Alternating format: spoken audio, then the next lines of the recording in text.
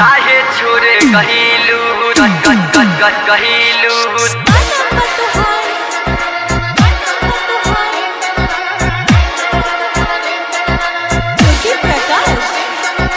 काहे छोरे कहिलू तू हमारा के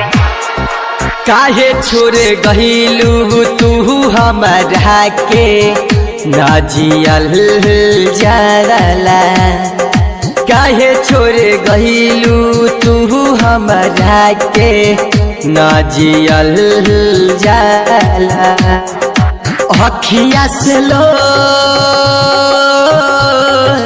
अखिया से लो रे बहे झर झर ना पियल जाला काहे छोरे गहिलू तू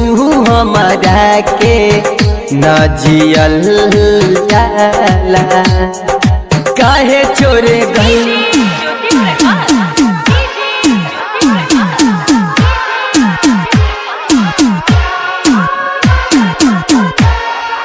कहिलू जे बाता काहे अही से मुँह मोरली हलू सातो जनम के सपना के तू तोड़ दिहलू जहर नफरत के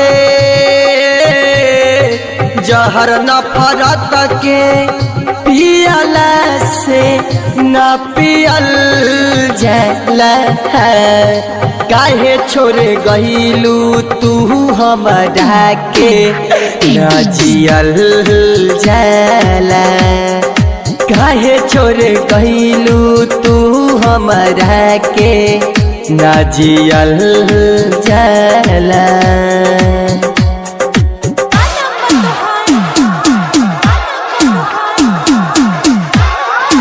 आप सुन रहे हैं संगम वीडियो के माध्यम से ये गलती का कईने सिहिबा के दिल के तोड़ दिहलू के कह दे जिसे ना काहे जोड़ लिहलू यादव सुबोध कहे हरदम तू खुशी रहा काहे छोरे गहिलू तू हमारा के का कमी रही काहे छोरे गहिलू तू हमारा के का कमी रही काहे छोरे गहिलू तू हमारा के का कमी रही काहे छोरे गहिलू तू हमारा के का कमी रही अरे तभी हम तोरा से बेटा मोहब्बत करत रही रे हमरा